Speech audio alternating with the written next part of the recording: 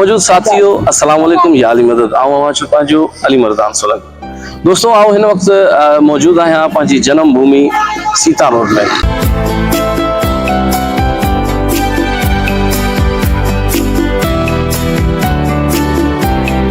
Sita road Rahmani Nagar सां जेको इलाही मशहूर है।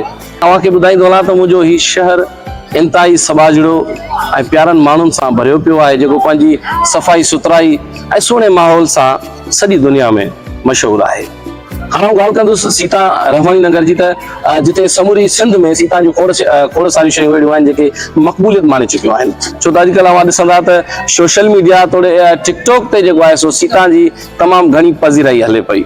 मुख़्तलिफ़ शयूं सीता जूं मशहूरी माने चुकियूं आहिनि, जिते सीता जा टिकटॉकर, सीता जा एक्टर अदाकार ऐं सीता जा शाइर अदीब दानिश्वर तोड़े उस्ताद भी तमामु घणा मशहूर आहिनि। ॿिए पासे ॻाल्हि कजे सीता जे होटलनि जी, तव्हांखे ॿुधाईंदो हलां त सीता जा जेके होटल आहिनि हिन वक़्तु जेको आहे सो तमामु घणी मक़बूलियत अची पहुता आहिनि। छो त हुननि जा जेके नाला आहिनि उहे अजीबो ग़रीब नाला आहिनि, जेके झूका होटल ऐं प्याला होटल ऐं उनखां बाद सिंधड़ी सियाल मुख़्तलिफ़ नालनि सां होटलूं जेके आहिनि से उहे बि मशहूर आहिनि। पर हाणे बुनियादी ॻाल्हि ते अचां त गुज़िरियल 30 सालनि खां सीता स्टेशन जेका रहमानी नगर जे नाले सां मशहूर आहे, उते बशीर अहमद सियाल जेको गुज़िरियल 30 सालनि खां सीता स्टेशन ते ओजरीअ जो कारोबार करे कंदो अचे पियो ऐं हिन वक़्तु अलाह से हुनखे सिहत ॾे, हयाती ॾे, उहो हिन वक़्तु बि हिते मौजूदु आहे।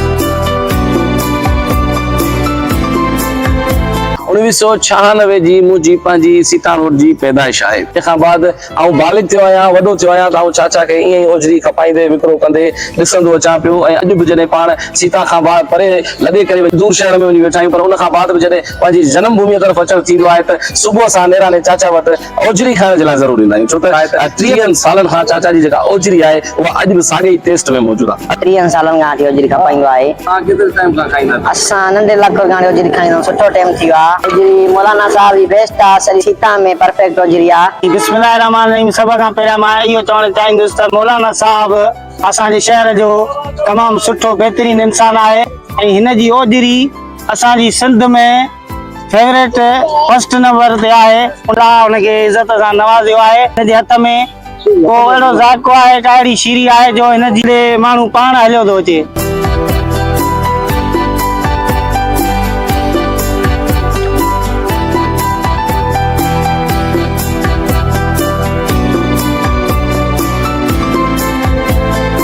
नौजवान थोड़े बार बच्चा पक्का पूरा सुबह सां ओजरी शौक़ सां खाइण चलंदा जी। ओजरी सां गॾु ॿियो छा हूंदो आहे चाचा? चाचा ओजरी सां गॾु हूंदो आहे ॿी मानी हूंदी आहे। मानी सां गॾु माना ओजरी खाईंदा आहिनि ऐं ॿार थोरे औरतूं थोरे पोड़ा थोरे नौजवान सभु चाचा ॾे लड़ी ईंदा आहिनि। ओजरी कीअं आहे? ओजरी ज़बरदस्त आहे, बहितरीन ओजरी आहे। टेस्ट बि जीअं अॻु में हूंदो हुओ ईअं ई टेस्ट अञा माना ॾींहों ॾींहुं वधंदो थो वञे, बाक़ी घटिजेसि नथो। अच्छा महांगो केतिरो आहे? महांगो न आहे, सस्तो आहे। पंहिंजे होटलुनि ते ॾिसो त तव्हां केतिरो ख़र्च थी थो वञे। हे चाचो महांगो न आहे। 50 रुपया प्याले में ओजरी थो ॾे, 50 रुपए 2 मानियूं थो ॾे, रस बि सवाई करे थो ॾे, सुकून सां माना खाई माण्हू तो ड्रॉ करे थो निकिरे, मज़ो अची थो वञे सुकून सां। अचो वधीक चाचा सां ॻाल्हि ॿोल कंदासीं त हुननि जो छा चवणु आहे। अस्सलाम वालेकुम। वालेकुम सलाम। गुज़िरियल 30 सालनि खां ओजरीअ जो ही कारोबार विकिरो ऐं फ़रोख़्त जेका आहे सा जारी रखी आहे। 90 में चालू कया, 40 रुपया ओजरी मिलंदी, मां धंधो कयो आहे, हुनमें 13 रुपया ख़र्च कंदो हुउमि। 2000 रोज़ ओजरी कया, हुनमें 700-800 रुपया ख़र्च कंदो आहियां। महांगाईअ जी जेका तमामु घणी लहर हले पई, उन सां समूरे मुल्क जे मज़दूरनि ते त असर पियो आहे। तव्हां ते केतिरो असर पियो आहे? असांखे सभु का शइ न पई आहे। हूअं रुपए जी ॿी रुपए ॾींदासीं, हाणे 50-100 जी ॾियूं था। अच्छा 50-100 200 300 500 में माण्हू शाम चवंदा मां पाण वठंदा मुंहिंजा बाबा। तव्हां समूरे शहर खे छॾे करे स्टेशन ई छो चॉइस कई? स्टेशन ते ओजरी खपाई। स्टेशन में मशहूर आहे स्टेशन, बचपन में स्टेशन अॻु में होते होॾे त हाणे वेठो आहे। यानी शुरू खां वठी तव्हां स्टेशन ते ई कारोबार रोज़गार ई कयो पिया।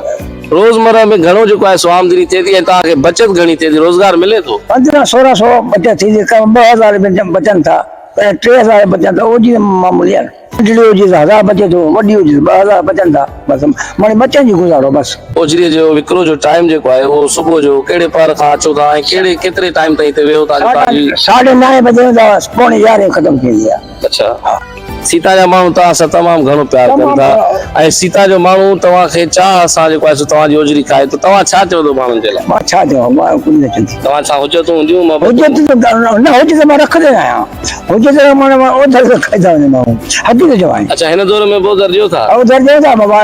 अच्छा, रेलवे जो निज़ाम तमामु घणो बुरो थी वियो आहे, रेलवे जो सिस्टम जेको आहे सो इलाही ख़राब थी वियो आहे। रेलवे जेका आहे सा पूरे पाकिस्तान खे कारोबारी सतह ते जेको आहे सो हिकु वॾे लेवल ते खणी वञी सीता स्टेशन ते रेल जो घटि बीहण न बीहण खां पोइ हिन वक़्तु तव्हांखे कारोबार जो असर अलाह मेरो को फ़र्क़ु न आहे, मुसाफ़िर अचनि ई कोन था थिए हिते, सॼो आवाम अचे थो, मोहबत भी है, खराक भी है। माण्हू रेल बंदि है, खटा वाला रेल गाड़ी बंदि थी वई आहे। अच्छा, कारोबार शुरू खां वठी तव्हांजो ओजरी जो या पोइ तव्हांखे? न कारोबार शुरू हो गया 1990 वॾी ॻाल्हि आहे।